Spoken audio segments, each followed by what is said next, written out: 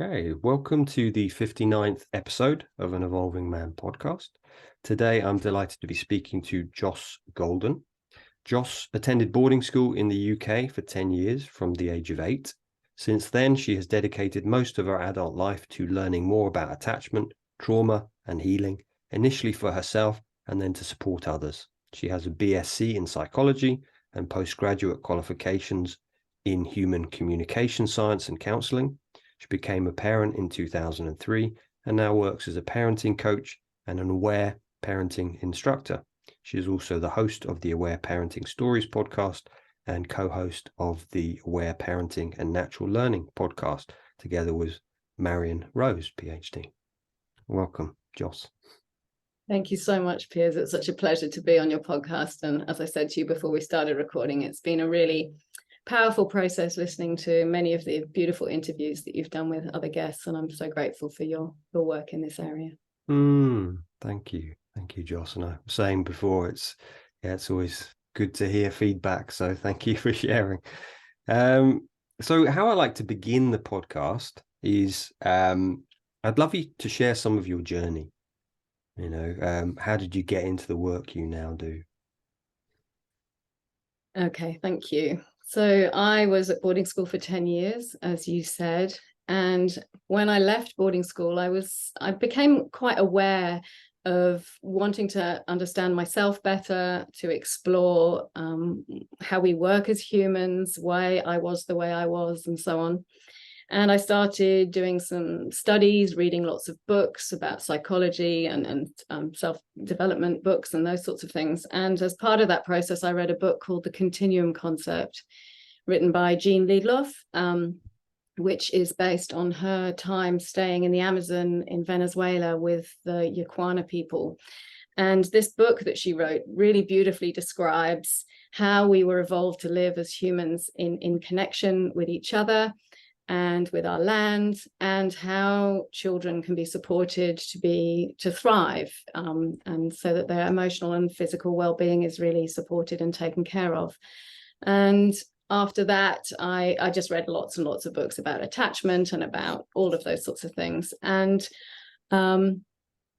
I then, as I said, I went on to study psychology and to complete my postgraduate studies, and worked for many years as a speech pathologist with adults who had lost the ability to communicate, so that they could rebuild their lives after strokes and things.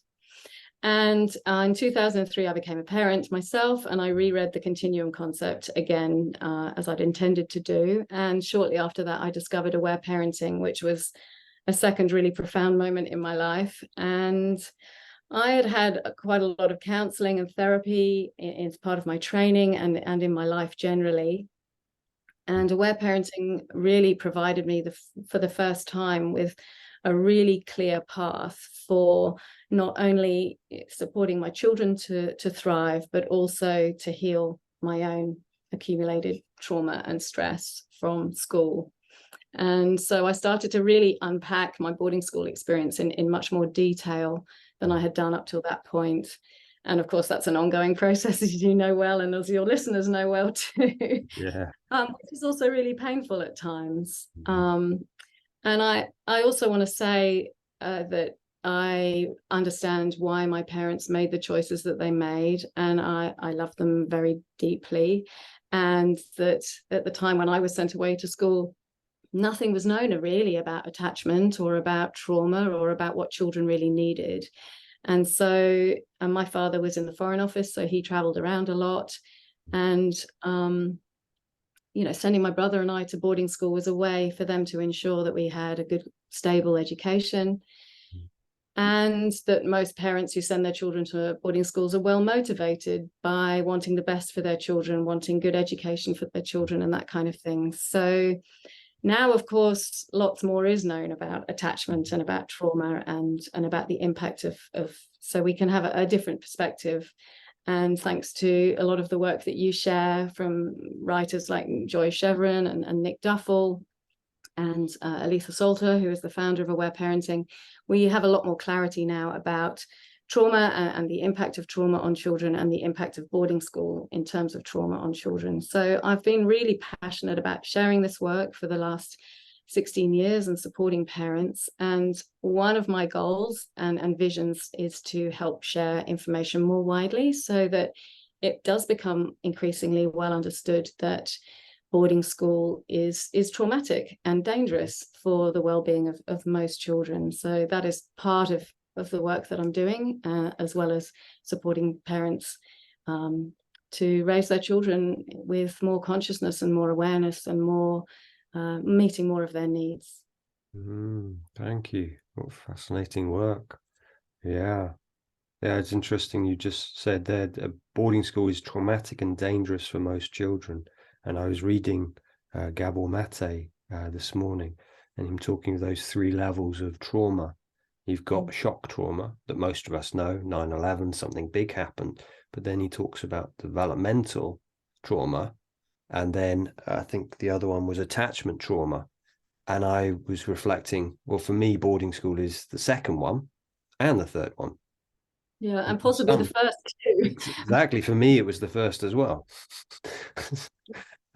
So so thank you for sharing that. Could you describe a bit what aware parenting? What does it mean to consciously parent our children? Yeah, absolutely. So aware parenting is an approach to raising our children that was developed by Dr. Aletha Salter, who is a developmental psychologist, and she is a internationally renowned expert on attachment, on non-punitive discipline, and on trauma too. And what essentially it does is it supports parents with tools to prioritize strong connected relationships and attachment with their children, so that children are able to be cooperative, connected to their authentic selves, and to stay loving. It also supports parents to be able to release and heal from the trauma and stress that we all carry, whether that's from boarding school or from something else. And so that more and more parents can show up and be the parents and have the loving relationships that they want to have with their children, because their trauma is not getting in the way. There are 3 main aspects to aware parenting. The first is this attachment style, where we focus on strong connection, close attachment, carrying our children around, co-sleeping, prolonged breastfeeding, and much of what Jean Liedloff was describing in the continuum concept of how we were evolved to be in a family, and being sensitively attuned to our children. The second is having non-punitive discipline, which means we don't use punishments and rewards in the family. Instead, we focus on looking for underlying needs that might be impacting behavior, having peaceful conflict resolution in our family, and ways to come back to peace and harmony when we have these inevitable moments in our family where it all goes horrible and conflicting, which it does for everybody. And the third aspect is around recognizing that stress and trauma cause behavior and emotional problems for our children, and that we have powerful innate healing mechanisms that we're all born and evolved to use, which parents can support their children with in order to release and heal from the stress and trauma that we are all inevitably going to experience. And those processes include listening to our children crying with loving support, listening to their feelings, connecting through different forms of play that are particularly healing, supporting our children when they're having tantrums and rages, and bringing laughter to their life as well. And so there are also 10 principles that Aletha Salter outlines, but mostly it's about prioritizing relationship. We see that intrinsically children are by nature good. They don't need to be taught how to behave well.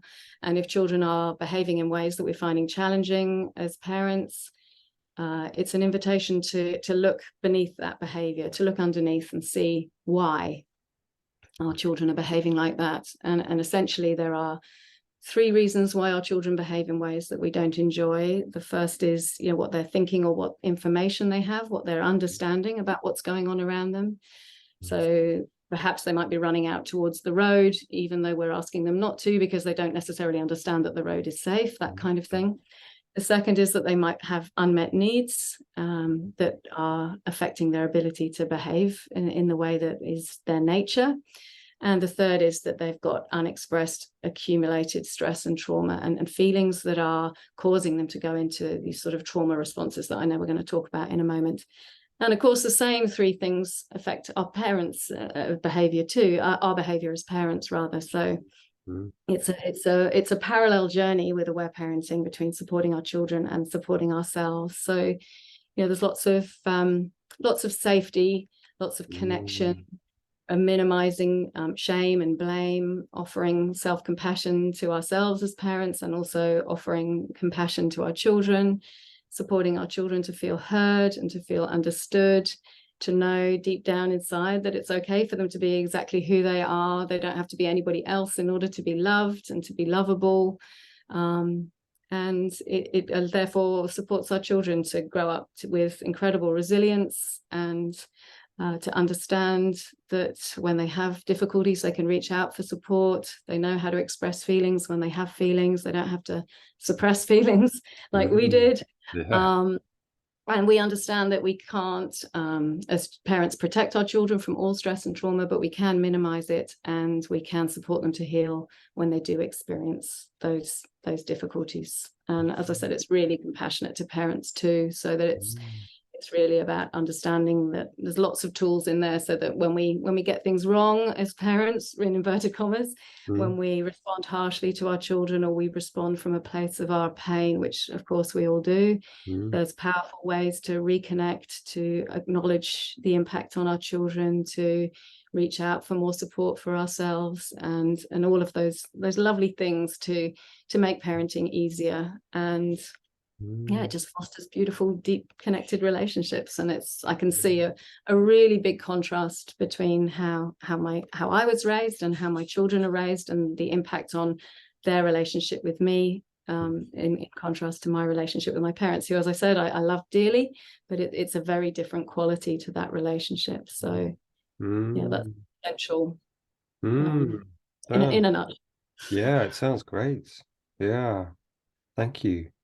Yeah, attachment styles, the three levels: non-punishment, disciplined, and then the stress, trauma, and allowing them to, listening to feelings. Yeah, it sounds really fascinating. And as I said before we began, I was listening to your podcast yesterday on YouTube, and just seeing that so much of what you talk about is diametrically opposed to the system we were educated in. I'm like, oh, yeah, okay. So I'd love you to share maybe a little bit. How has it? What are your children like? Because you've brought them up with this. Yeah. Well, my children are perfectly imperfect humans, and they are they're now 19 and just about to be 17. They are very closely connected to themselves, and they are very closely connected to me and to my husband. They are very clear when they have big feelings and when they're experiencing difficult things, that they know how to reach out for support, whether that's from me or whether that's from somebody else. They know how to bring play and lighthearted fun and laughter into their lives. They have strong relationships with us and strong relationships with themselves, basically.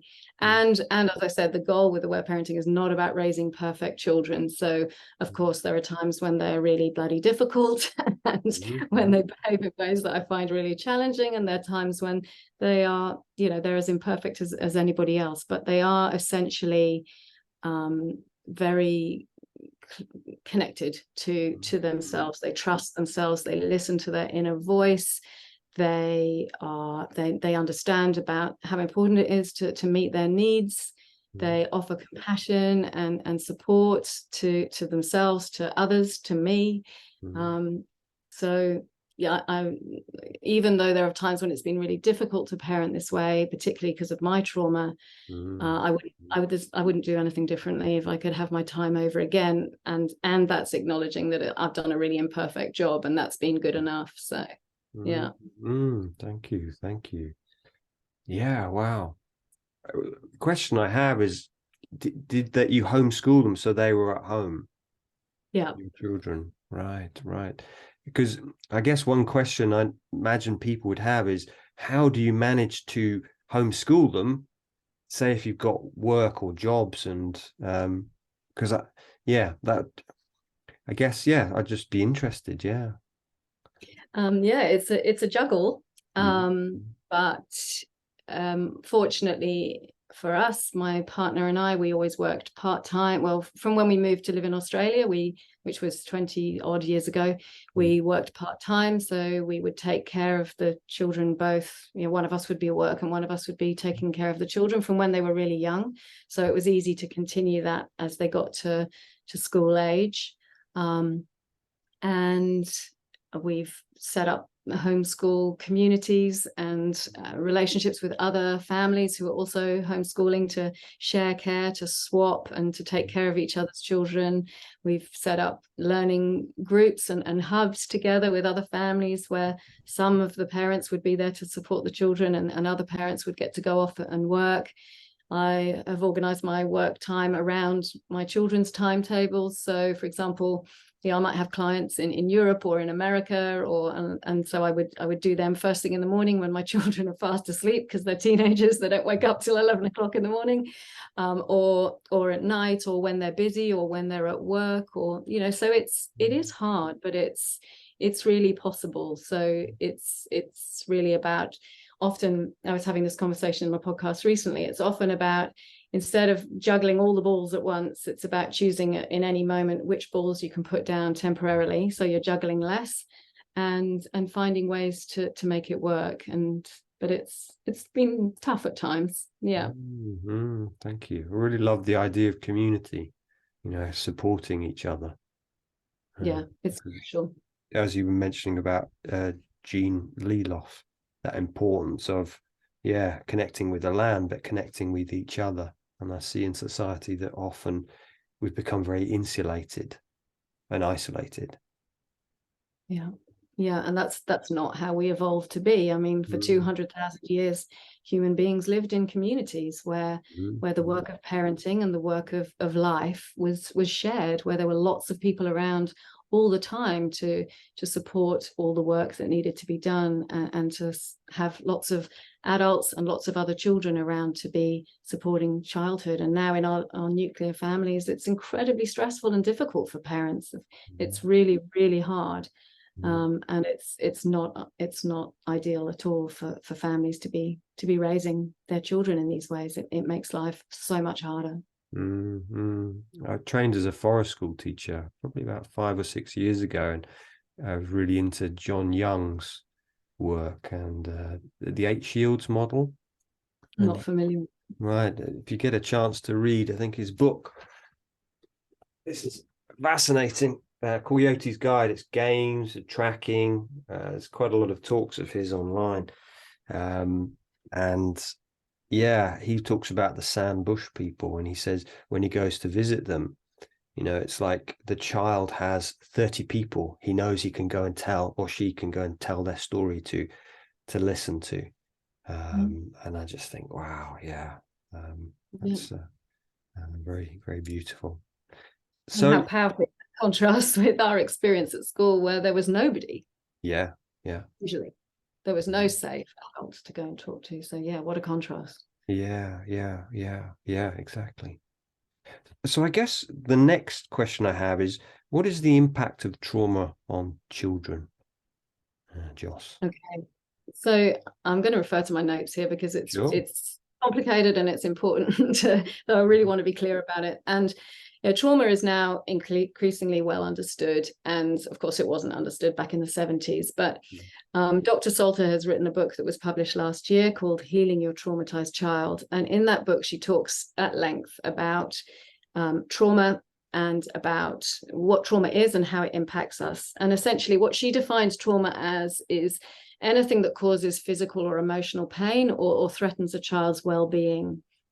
That might be like life-threatening major traumas, like all the big stuff that we understand as being trauma. But that can also be lots of little minor accumulated mini traumas that we experience throughout our life as well. And she says that essentially the impact of those traumas are the same. The impact of a major trauma is very similar to the impact of lots of smaller traumas. And we can experience these traumas in a very severe form, or it can be a minor experience. But it's basically anything that a child perceives as being frightening or threatening in some way to their well-being. And we have these two main primary reactions to trauma that we've had in order to survive when we experience threat as humans. One is to become very active and to fight and to defend ourselves and to escape. And that's known as the hyperarousal or the fight-flight response. And the other is this freeze response or dissociation response. And both of these responses, again, can occur on a continuum from mild to extreme. And Dr. Salter describes really beautifully the neurobiology of these responses. And in fight, flight, basically our sympathetic nervous system is activated, our heart rate increases, we get blood flow to our arms and legs so that we can fight and run away, and less blood flow to some of our internal organs, intestines, and so on. We produce adrenaline and cortisol. And all of this automatically happens when a child feels threatened. The freeze, dissociation, shutdown response, we become immobile in response to trauma, and we basically play dead. It's a more complicated neurobiological picture, but essentially our parasympathetic nervous system kicks in, our heart rate is reduced, our blood pressure is reduced, and we release endorphins and dopamine and cortisol and adrenaline. And hyperarousal and dissociation are both natural states that we are physiologically designed to go into in order to survive, but we're not designed to stay in those states chronically over long periods of time. So the tiger attacks, we either fight the tiger off, or we run away, or we play dead. Then the tiger leaves and our nervous systems return back to balance. We don't get stuck in these chronic states of trauma. And it's now also really well understood that we experience stress and trauma from conception that impacts on us. And certainly birth is often a very traumatic and stressful experience for mother and child, and father too. And we are particularly susceptible as young children to trauma and stress because we're so, as humans, we're so dependent and vulnerable for quite a long period of our early life. And of course, when we experience lots of stress and trauma and it's not healed, it affects the structure and the functioning of our brain. And so if we don't get the opportunity to process and release and heal from the stress and trauma in a safe space with the loving support of somebody else, then it gets stored in our bodies, and it can then be triggered really easily by anything that reminds us of that initial traumatic experience. And when we get re-triggered, we get pushed back into those states of hyperarousal or dissociation. And so in children, we might see symptoms of post-traumatic hyperaroused state. That could include being very agitated, being distracted, being impulsive, overreacting to things, being very defiant, being aggressive. Perhaps you're hitting or biting or throwing or grabbing. It might be difficulty sleeping. It might be having night terrors. It might be difficulty sitting still. And conversely, the symptoms of post-traumatic dissociation are possibly more concerning, actually, because they go unnoticed much more often. And that's when children become very quiet, passive, they withdraw, they're unresponsive, they're detached. They might engage in lots of self-soothing habits like thumb sucking or being very attached to a security blanket or a teddy. And in an extreme version, that might go into sort of fainting when you have strong emotions, or it might be self-harming, that kind of thing. And in order to recover from these trauma responses in our body, we need to complete these natural biological recovery processes. And that way we emerge from these states, we get to release the painful emotions, we get to complete the actions that we might need to do or might have needed to do in that initial trauma. And that shows our brains that the trauma has passed, it's been overcome. and it completes that what was initially unfinished, and it sort of transforms the memory, therefore, of what we've experienced. And Dr. Salter explains how all children will experience trauma, and that this will cause these physiological reactions in their body, and that if this is unhealed, these states become chronic and maladaptive. And it's particularly prevalent in children who are raised in very stressful environments, where their needs are not met, where they don't have access to safe, secure attachments, and where they're not supported to release and heal in these natural ways. And interesting that you were talking about Gabor Mate. I presume most of your audience would be familiar with his work, but in his most recent book, The Myth of Normal, he talks a lot about this and about the cause of illness in our really toxic culture. And he talks a lot about how it's chronic stress, really, that affects our nervous systems, that distorts our hormones, that impacts on our immunity, that causes inflammation in our body, and that is really the source of all disease, whether that's physical or mental disease or both. And I know we're going to go on to talk about this a bit more later, but I think when we understand trauma in this way and the impact of trauma in this way, we can really see that there aren't really many places in our culture that are more warped or stressful for children than being separated from their families before they're ready at an early age, when they're imprisoned in a toxic environment of boarding school, when they're abandoned. My beautiful brother talks about this being abandoned in these irresponsibly non-supportive patriarchal institutions, and that kind of sums it up, really. And it's so clear then, when we understand this, what trauma is, how trauma impacts us, and how we need to heal, and how being in environments that add to that stress and don't support that healing, why boarding schools would be so traumatic. So that's thank you. Yeah, wow, that's fascinating. While you were speaking, I can't remember if it was Nick Duffel or Joy Sharon, about we talk about a boarding school. They might be at the beginning really upset and really kicking off, and then the school says, oh, they're settled in now. And actually what I'm hearing is that's post-traumatic kind of dissociation, actually the settling in. And there's a story, I have a few, well, loads, but one of the housemasters at my school, I mean, I have the diary, and we were from school, and in it we were told to take dictation from him. And this was like a diary, and some of his words I was reading back, as there was one boy who was being terribly bullied, and this was a date in November, so we'd been at school for 2 months, and he said, this boy today has been noticed to smile. So it's 2 months of being bullied, harassed. And there's another story of this boy who, the separation, he got really close to his teddy bear, and the boys, they used to get a knife out and stab it and hang it out of the window. And it's like, and this was considered normal. This is what needed to happen. And it's like, wow. Yeah, it's heartbreaking, isn't it?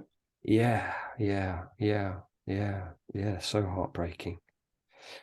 So, I mean, how do we support, then, moving on to the next question, how do we support children to experience less adversity and suffering?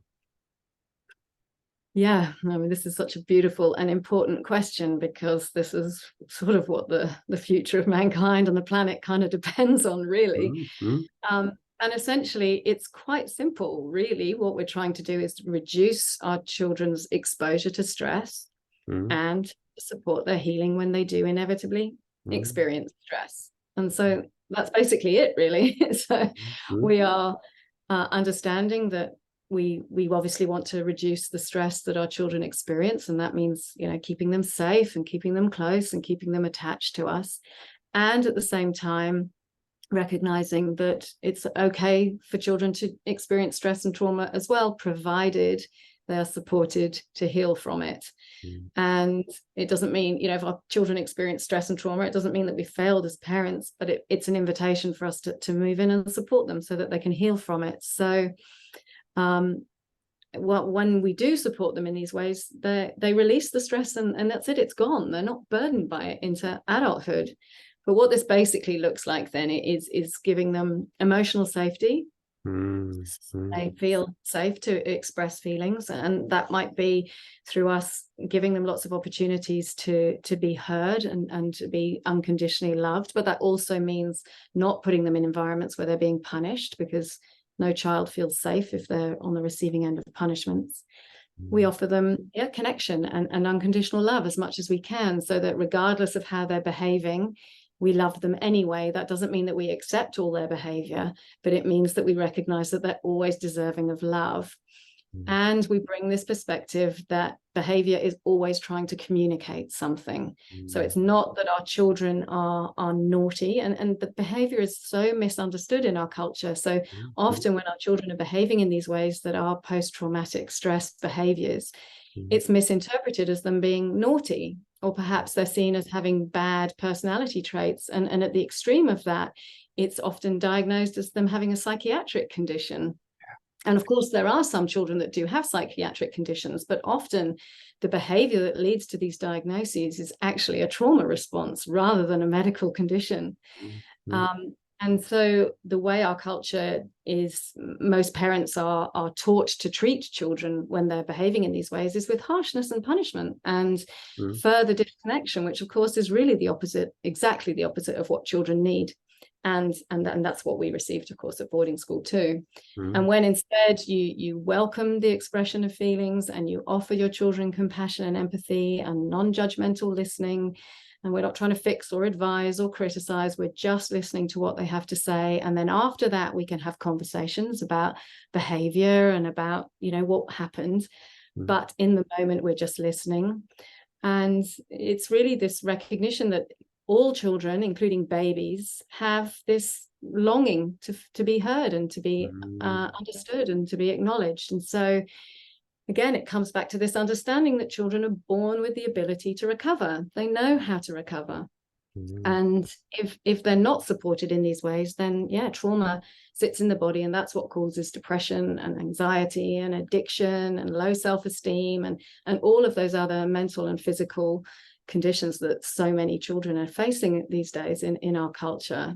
And of course, at a societal level, of course, it also has a big impact on how our culture works with violence and our leaders acting from places of unhealed trauma too. And that causes us to have economic and political and environmental and defense policies that are based on greed and fear and harshness. And really, it's so much of it is unhealed trauma that instead could be supported so easily using natural processes, as long as people have the understanding that that's what's going on and that's what they need.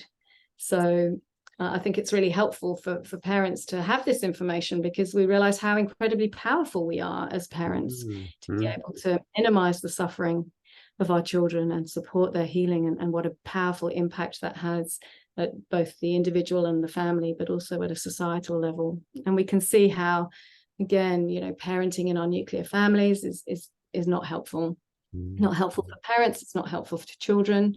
And sending children away is not helpful. It's not how we're designed to be. We're designed to be close and supported in communities. And parenting these days is really hard. There's so many stresses and financial stresses and COVID and lots of us parents, as I said, are coming with so much of our own unhealed trauma that gets in the way of parenting. And so it's really a big priority with Aware Parenting to be supporting parents and children and everybody in the family to be getting their needs met.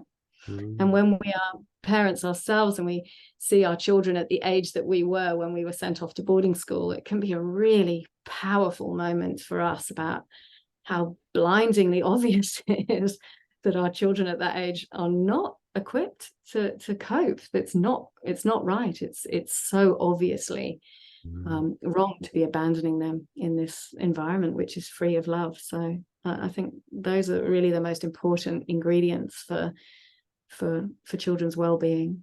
Thank you, Joss.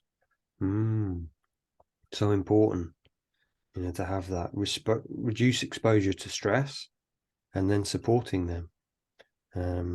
Yeah, thank you. There's a lady who was on my podcast, Rosemary Lamazan, a few months ago, and she gave a talk at one of the conferences I went to last year in the UK, and she was saying that she used to go into schools and just give space for these, it was boys, a boys boarding school, just to speak. And she said these people really transformed just by having a space, that they had the support and being heard, and they were helping. So it was more sixth form, I think it was lower sixth form, they started helping the younger boys who were coming in. And I just think, yeah, it's so important.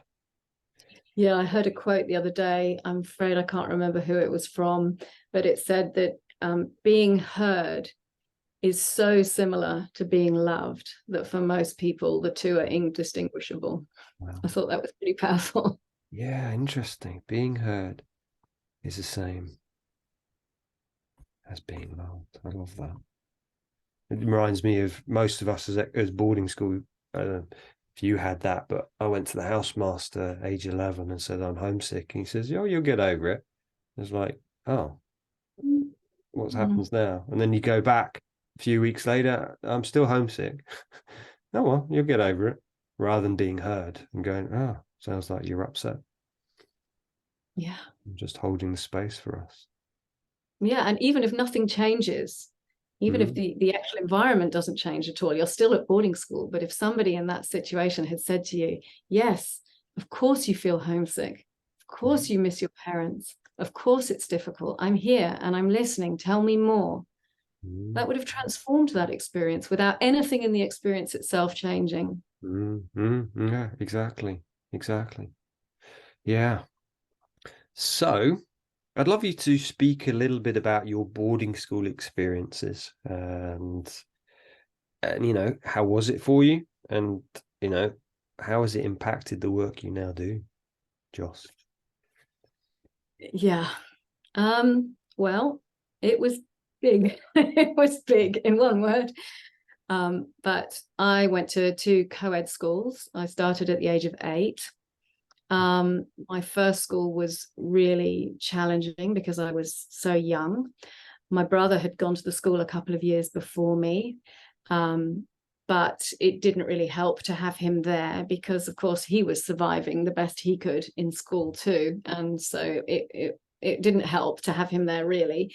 He was just doing his best to survive, and that didn't have space for looking after me. Of course it didn't. He was trying to look after himself. The headmaster of that school was a really cruel and harsh man. And so I was on the receiving end of some pretty challenging and distressing experiences, and lots of other children were too. My secondary school was a little bit better, but I was older and I think it was easier. But then, of course, we were navigating puberty and there was no guidance. And, again, there was lots of pain and lots of frightening experiences too. And I love Joy Chevron's work around boarding school syndrome because I think it really helps to validate these experiences that I think are pretty universal for all of us. But yeah, when she talks about abandonment, of course, that was something I experienced, that impact of being separated from adults who loved me, to be in an environment where there was no love and no care and no kindness was devastating. And there is that sense that she talks about, that bereavement and that homesickness. And, homesickness is made out to be, it's just a little thing and you'll get over it. But homesickness is not a little thing. Homesickness is a devastatingly large thing. And we don't ever get over that painful yearning to be at home, to be back with our pets and in our family and everything that is familiar and feels safe. And so we sort of lose ourselves in that. And we learn to live without love, which shuts us down and shut me down too. And then there's all the stuff around captivity and, being in prison. And I often talk about how I was in prison for 10 years. And my husband always says, you probably don't want to say that because people will actually think you were in prison. But essentially, that's what it felt like. No escape, no reprieve, no choice, no autonomy, no freedom, no possibility for self-determination. And these are all essential human needs that weren't met. And that was really hard. And then, of course, the last one that she talks about is dissociation. And we've spoken about that already, but we did learn at a very young age, and I did too, to shut down any feelings. It wasn't safe ever to express any feelings. They weren't welcomed. You were in danger of being bullied or traumatized further if you expressed feelings. So we learned how to shut them down and not express them. And that's had a really devastating impact on my life, because it took me a really long time to learn how to express feelings. And I was carrying around a lot of them from that very young age that were held inside.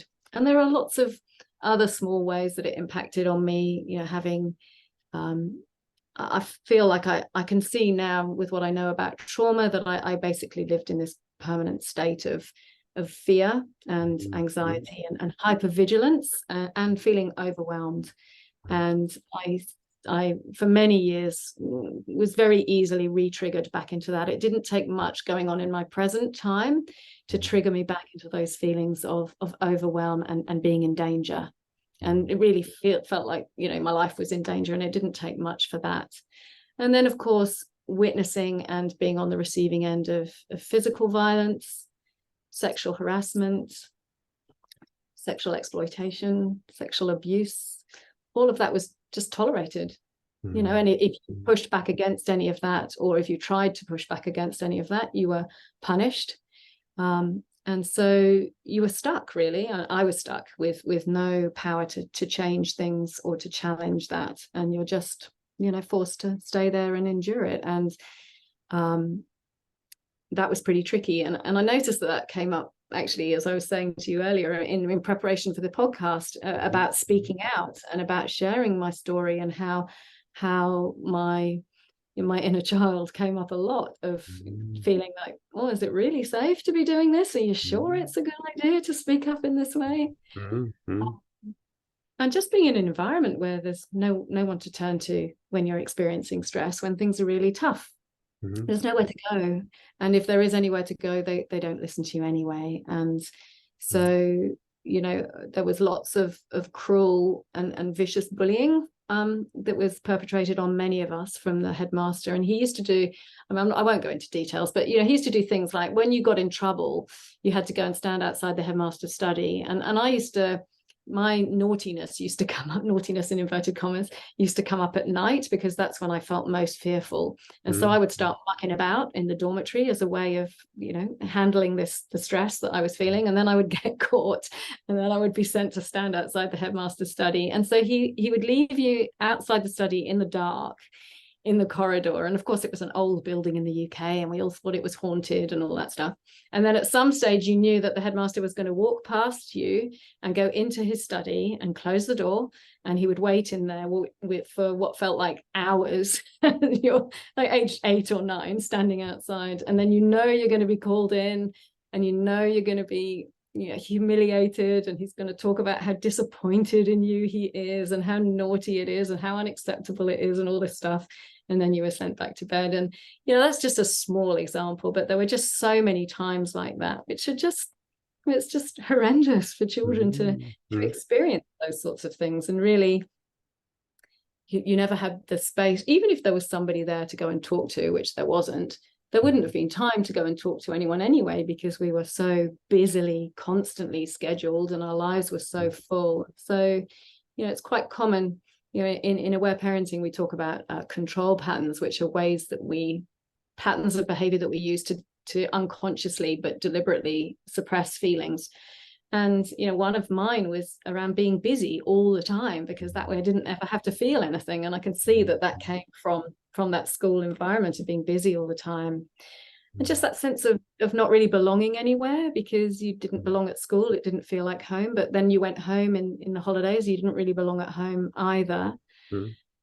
And yeah, so when I left school, I guess when I started having therapy and started learning more about aware parenting and what children need to thrive, it really made me realize how that environment had not supported any of my needs. And when it came to homeschooling, one of the reasons why I was so passionate about homeschooling my children is because I was unable to learn in the environment at school. I know lots of kids do well at school, but I didn't do well at school at all. And I grew up with this belief that there was something wrong with me, that I was stupid, that I was, not making the most of my opportunities, that I would never amount to anything, all of those stories.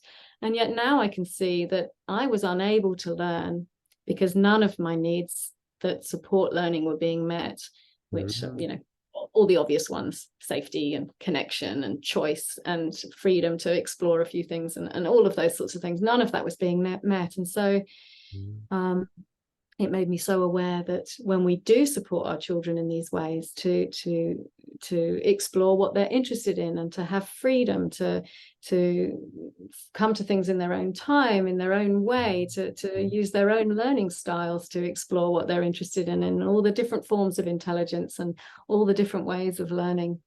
And that contrasts so powerfully with my experience, which was that, as I said, I really didn't learn much about anything really at school. And so, I'm so struck when I reflect on the experience, how painful it was and how long lasting the impacts are and how much work and effort and time and pain goes into healing from it. And still 30 years later, I'm still working on healing from these things, and these traumas and these traumatized inner child parts of me still show up again and again and again, even though it's so many years ago. So and I'm not, this is the story for most people who experienced. I mean, we all have our own individual experiences, of course, and how it impacts us is different for everybody, but essentially there are so many common themes for us as boarders. Thank you. It's like, as you were sharing there, what came up, I can't remember if it was Bessel van der Kolk or one of the other neuroscientists talking about when our brain goes into fear, or I know Bessel van der Kolk says when we are in freeze, there's no brain activity. So that means, how can we learn? And actually, and I noticed that I thought I was stupid at school. I thought I was boring. I used to tell people, it was part of my defense, was, I'm boring. And, because I noticed you couldn't be too excited. You couldn't be too depressed. You had to be what was acceptable. Oh yeah, not too up. And I noticed that I too was in fear a lot of the time. And I could channel that into sport, but academically, and I noticed it this weekend filming, just going into freeze. I've no idea what to say here. I know this stuff, but I can't think of it. I mean, in this conversation, I've had very detailed notes that I've been referring to, and I know that we could have a really in-depth conversation, but I don't have the confidence to do that as a result of my self-doubt around my ability to get exams right, or to give the right answer, or to score highly enough. And how ridiculous that's still impacting me 30 years later, when I'm talking about the thing that I am most passionate about and most knowledgeable about, and yet here it is showing up, impacting on my capacity to be able to do it and to feel confident doing it. It's ridiculous. So painful. Yeah. Well, thank you for sharing. I think you're doing a great job. Thank you. So, I guess then the question is, and I think you've mentioned this quite a few times anyhow. My question was, do you feel that boarding school has an impact on a child? And, I'm hearing, and then if so, what might that be? Yeah. Well, I think for most children, I mean, I would argue probably all, I think children leaving boarding school who've been there for any length of time, particularly when they're there for a young age, they will experience complex post-traumatic stress disorder as a result of that experience. And that's what happens when we're in stressful situations for prolonged periods of time without the opportunity to heal and return to balance.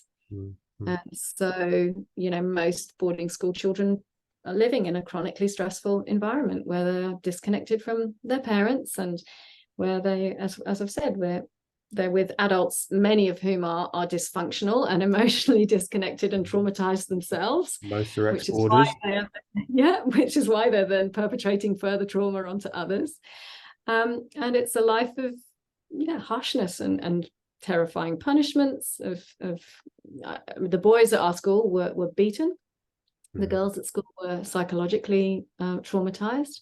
We were blamed and shamed and humiliated, and plenty worse. And lots of children experience that sort of psychological and sexual abuse in those environments. So, all of that is going on for most children in that environment. And at the same time, they are separated from their families and disconnected from their primary attachment, which is needed for well-being. And it's interesting, John Bowlby, who is the father of attachment, was a boarder himself and does not speak favorably of boarding school. So I think that says a lot, really. And I think when we don't have, sorry, I was just going to say, he said on a postcard to his wife, I wouldn't send my dog to boarding school. Yeah, that says it all, doesn't it?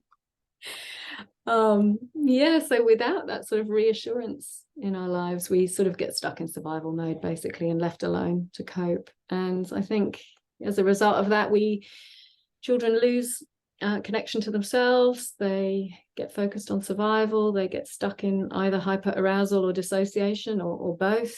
They then grow up to be adults who are also stuck in these states, or who very easily get re-triggered back into these states. Where our trauma can get retouched at any moment in ways that feel really painful for us. So it's very difficult, and we feel most of us were punished in harsh ways, and we were criticized, and so we might have internalized that critical voice and be quite critical to ourselves as well as adults. We often felt very powerless about being taken away from our families when we weren't ready, and not having any choice ever, and no possibility ever to make it different. And that is really traumatizing.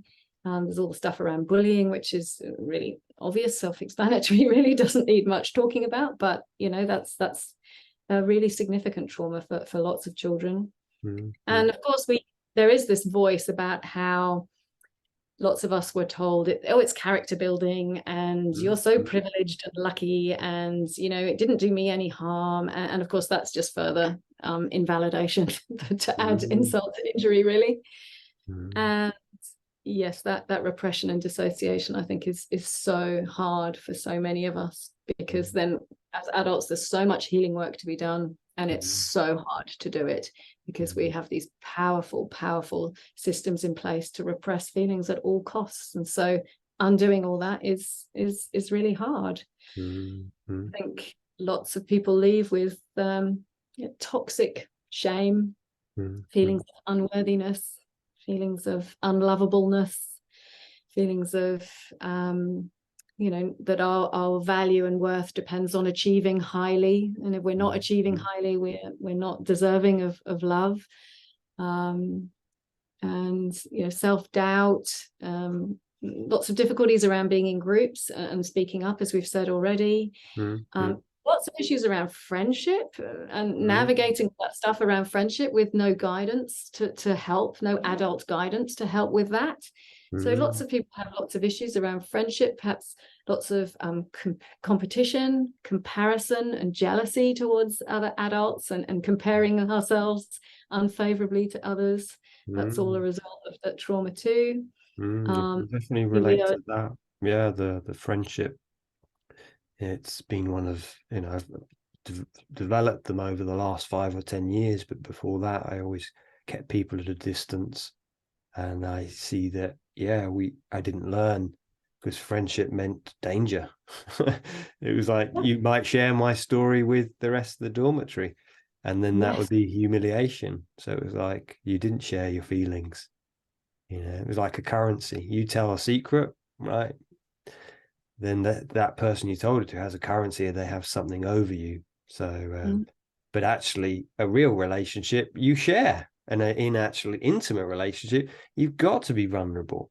And I feel that's one of the key reasons why we as ex-boarders struggle in intimacy, because we have the wall up. Oh, I can't share any vulnerability. But that's what Yeah. the other person needs. They need to feel our hearts. What's Yeah, absolutely. going on for you? Yeah, yeah, and all the trust stuff as well that comes up, and when you're speaking about that, it's making me think of difficulty trusting. How could you trust anybody in that environment? So how can you then become an adult who trusts themselves or trusts anybody else in the world, trust the world?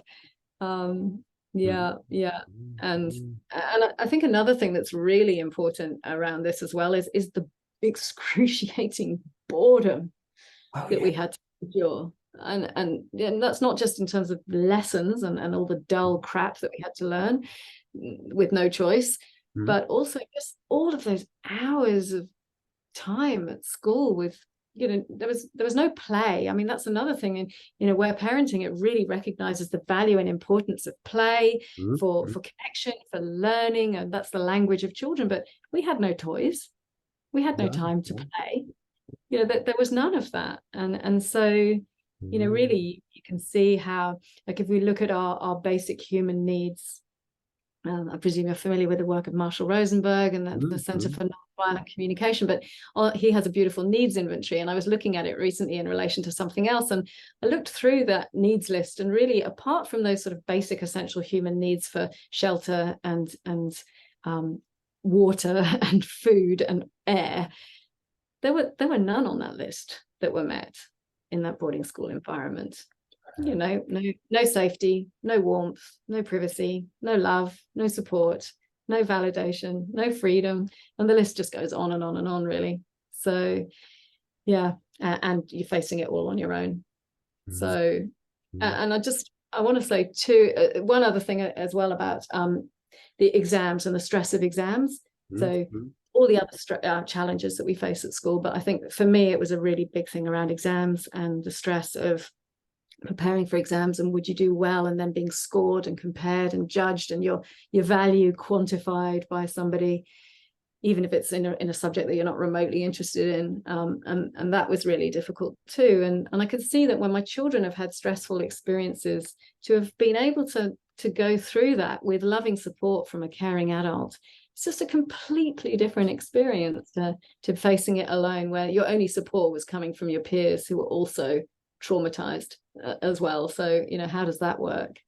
And just one other thing around the trauma is looking at the bigger picture of trauma that comes from colonization. And I'm just aware, like speaking in Australia, of the impact for Indigenous people in this country and in lots of other countries about being forcibly removed from their families and placed in these boarding schools and institutions.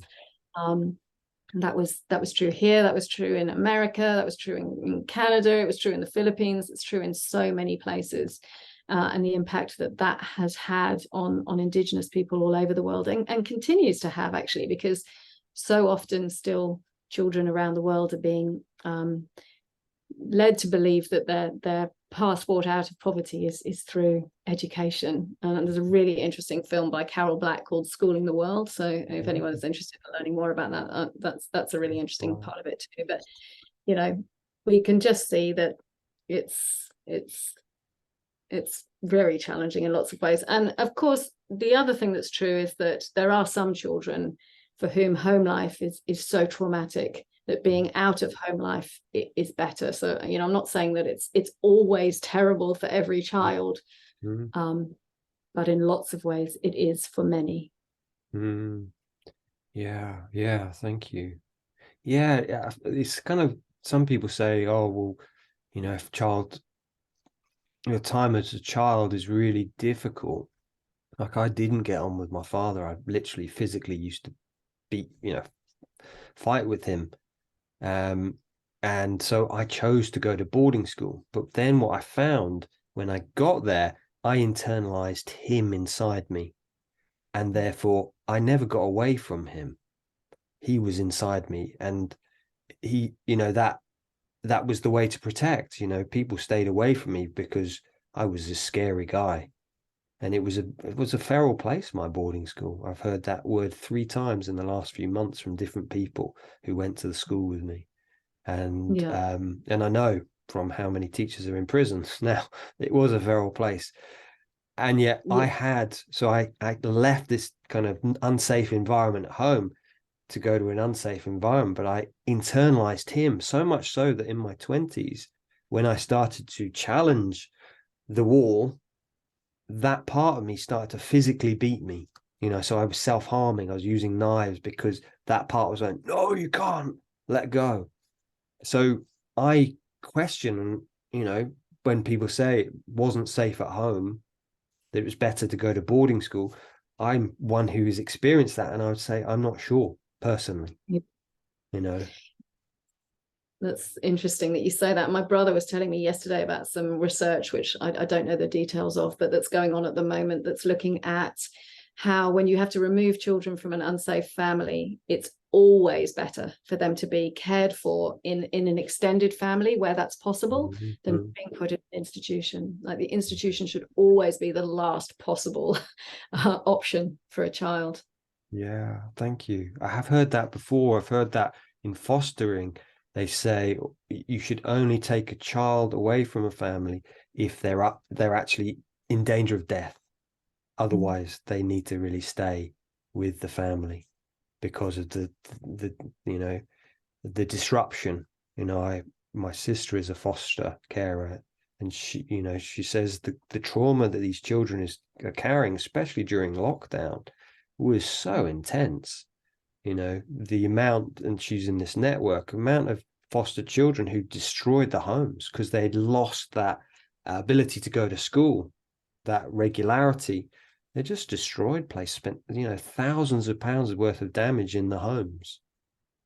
And that's the carrying of trauma, separating. So yeah, wow, thank you. So you know, I'm aware we've got to about an hour. I'm happy to go on unless you would like to start drawing I'm, up. I'm happy to go on too. Yeah. So I guess my next question really is about normalize. Do you feel that we normalize boarding school and especially childhood trauma? Yeah, definitely. And I think particularly in the UK, I mean, I live in Australia now, but I think particularly in the UK, there's a real tendency to invalidate the trauma in boarding school, because I think the culture in the UK is pretty toxic and class ridden, and there's a real tendency to have this sort of "I turned out okay" Mm. philosophy, or the result that because it's such an elitist institution, and because it's seen as being so full of opportunities and advantages for children, which of course in some ways it is, Mm. and because there's all this privilege element to it too, and the advantages that come from families who are relatively rich, and all of those kind of things, it's really, and because there's lots of great facilities for children at these schools, Mm. it's quite common for people to presume that boarding school trauma, to really minimize boarding school trauma, let's say. I mean, lots of children come out of school with great qualifications and great opportunities as for adulthood, through the old boy network and all that stuff that goes on. And so there is this tendency, I think, to really to minimize the trauma because of the advantage.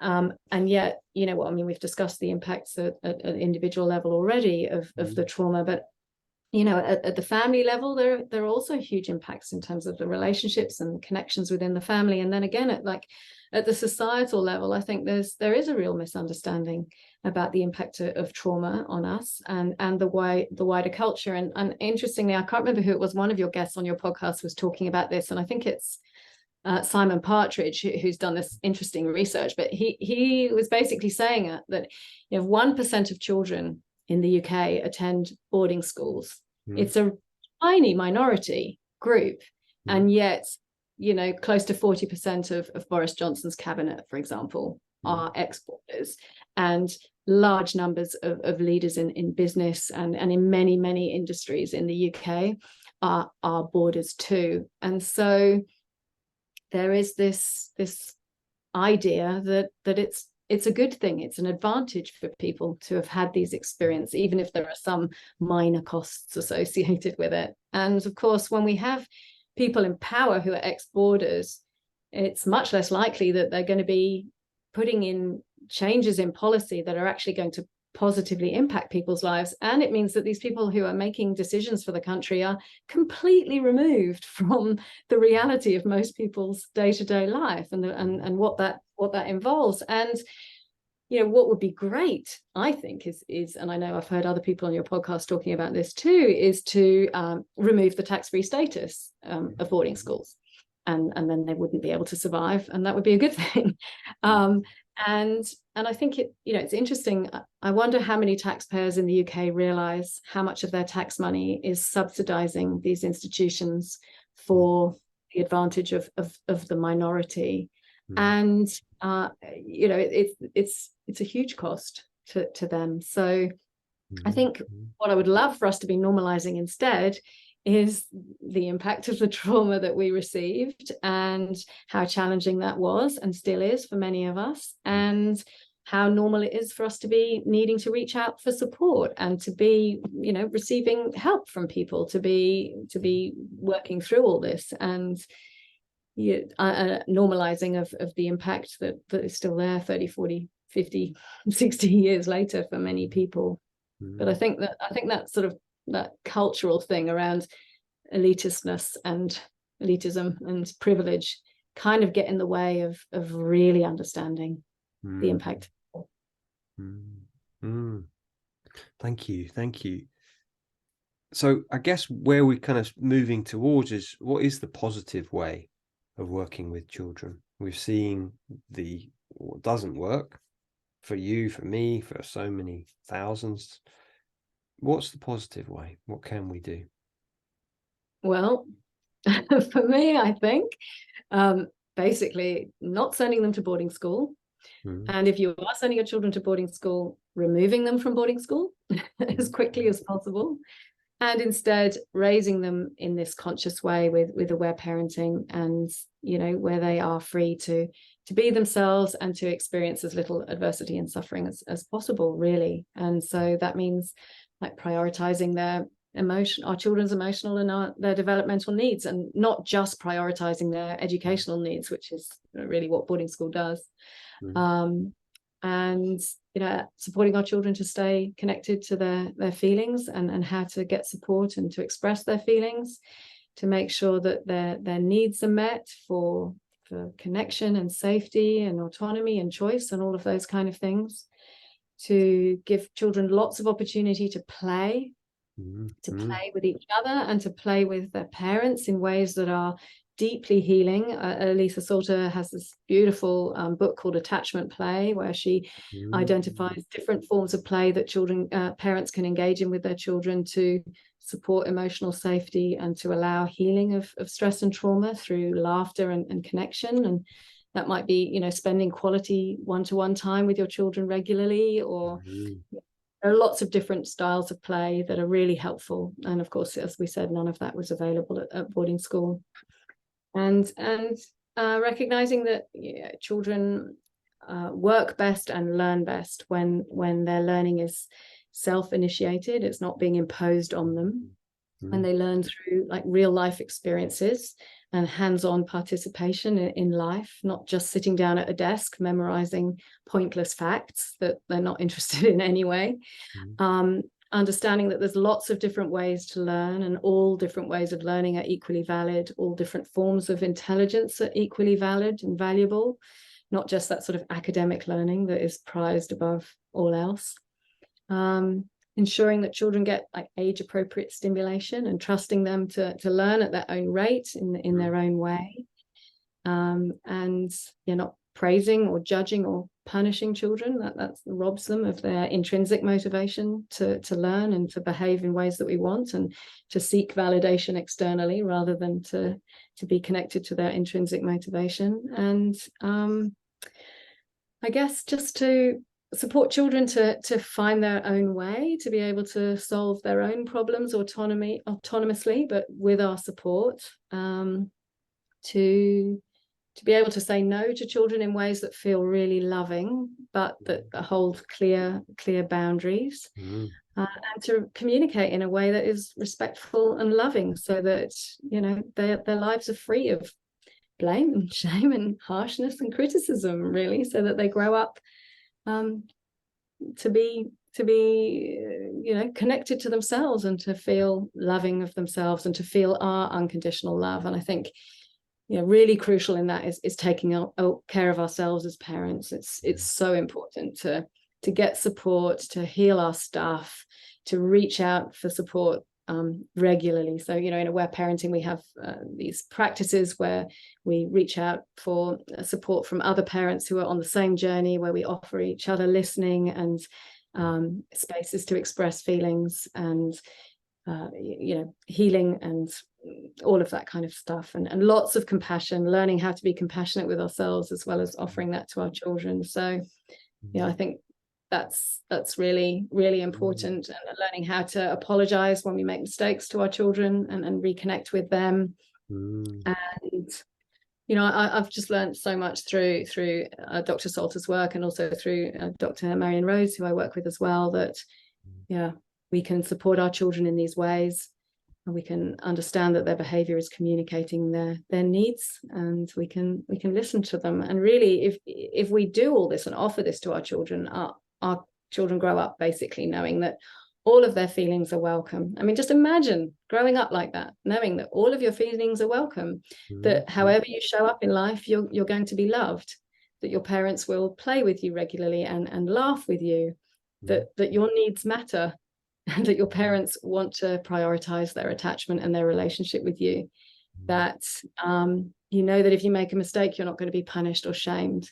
And that when your parents are stressed and shout out at you or act harshly towards you, they will apologize and they will go and seek support, so that they are more likely to be able to parent you well. And I mean, this is the gift of parenting our children in these ways. And we can see why it would be incredibly positive to be brought up in that environment. And of course, as I said at the beginning, doing this in a really imperfect way, which we all are, like the first generation of people trying to offer this to our children, of course it's going to be imperfect, and yet it's still profound.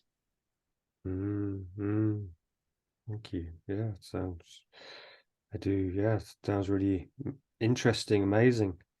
Prioritizing emotional needs, stay connected to feelings, that making sure their needs are met. You play with the parents. I see that as for ex-boarders, it's really important for us to learn to play again, and I think that was part of a big healing for me, working with children, just I'm allowed to be that 4-year-old, right? I'm going to get the cars out, right? I'm going to build a ramp, letting him out. Because I remember at school, I was into skateboarding before I got there, but no one else was skateboarding. So I was like, oh, this is not appropriate. I like top trumps. Oh, this is not appropriate. So all of those things I loved, I had to let them go because I didn't dare try these things. And it's interesting. I was very creative, and I loved art and drawing and writing stories as a young boy. And then I became a mathematician and a businessman. And it was like total, but that's not me, So I can see that, I'm learning now to become myself and finding my own way. And I see that that's partly now, as for us as ex-boarders, to heal is to find our own way. Who am I? And one of the ways that I was reading, Dr. Gonzalez, Annabelle Gonzalez, who I've got on the podcast in a few weeks, who's a psychiatrist in Spain, saying the importance specifically to make mistakes and each day. And that's one of the ways of healing complex trauma. And I kind of see that often we're frightened of playing or doing stuff for making a mistake. And actually, let's just create. Let's just do something. It's not meant to look like anything. It's just creating. So I love what you say there. So we've kind of been you've spoken about positive way of working with children. I mean, the final question I have is really, what is the power of speaking up and sharing our stories? I think it's immensely powerful. And again, that's why I think your podcast is so important, because most of us were afraid to speak up, and learning to speak up and to share our stories is powerfully healing for us.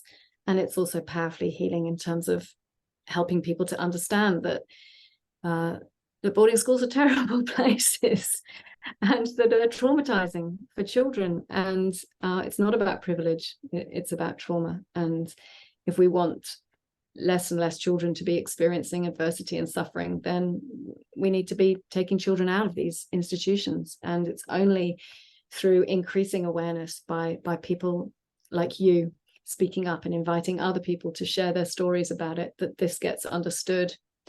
And really, yeah, if parents understood the devastating impact of boarding schools, they wouldn't send their kids there, or they'd take their kids straight out of there, wouldn't they? They wouldn't be doing it. And so, you know, I think it's really important that we share our stories, even though it's scary to do so. And it's scary for me to do so as well. Mm-hmm. I know it's scary for you to do so, but it's really important, because that's how this is a broader understanding about the impact of this. And yeah, I think it's very important to share our stories so that we can, like you're saying, reconnect to who we really are, who we came to this world to be, the work that we came here to do, not the person that we felt that we had to become in that environment, but really to be free to be who you are. And I think, you know, now we're so fortunate because there are so many people writing about this, sharing about this, offering support on this. I did a course with Amelia White. I know you've had her on your podcast about boarding school with her.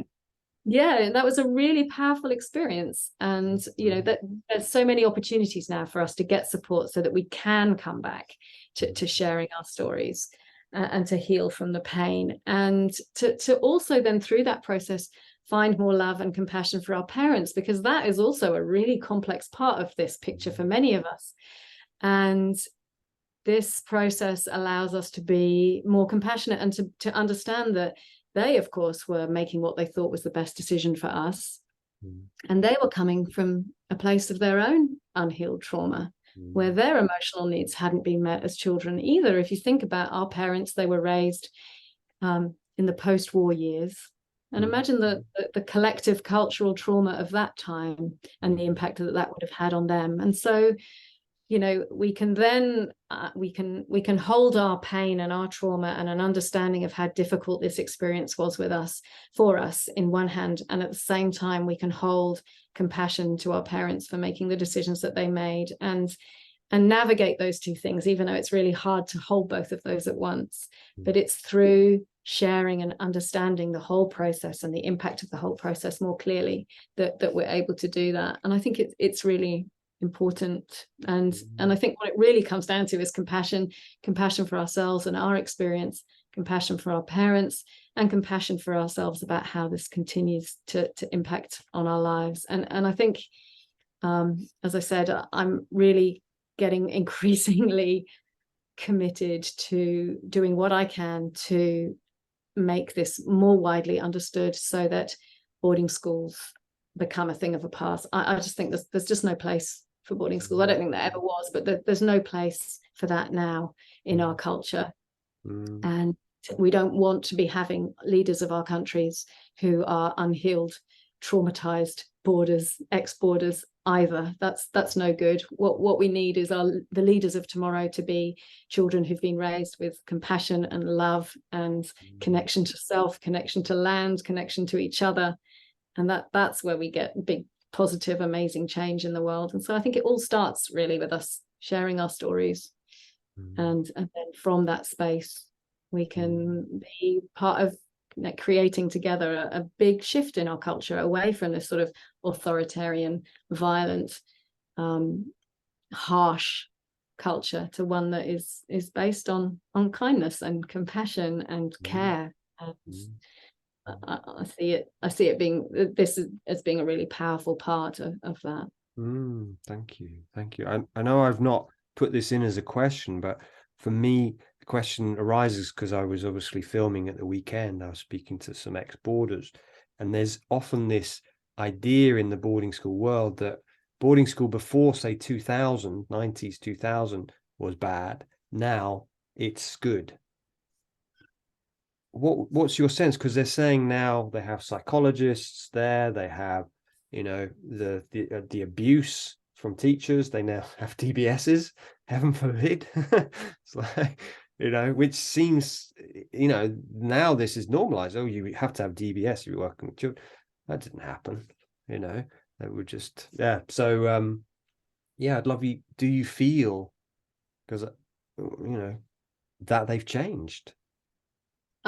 I can't really comment on that because I haven't been into one, although I'm coming back to the UK in June, and I would love to go to my old school as part of my healing. But my sense is that they probably are better. There's probably better controls in place. There's probably less likely to be the same degrees of sexual harassment and exploitation and abuse going on. And there's probably more protections in place for children than there used to be. But having said that, when I come with this aware parenting lens, I imagine that being forcefully removed from your family at a young age is always a bad thing unless your life is in danger in that family. So that would still be a significant issue. I think even with psychologists and some kind of pastoral care in these schools now, there would still be lots of suppression of feelings because the children would still be in danger if they express feelings in front of each other. I think teachers are traumatized, most of them, and having a really stressful time as well. So most of them are not able to really meet the emotional needs of children.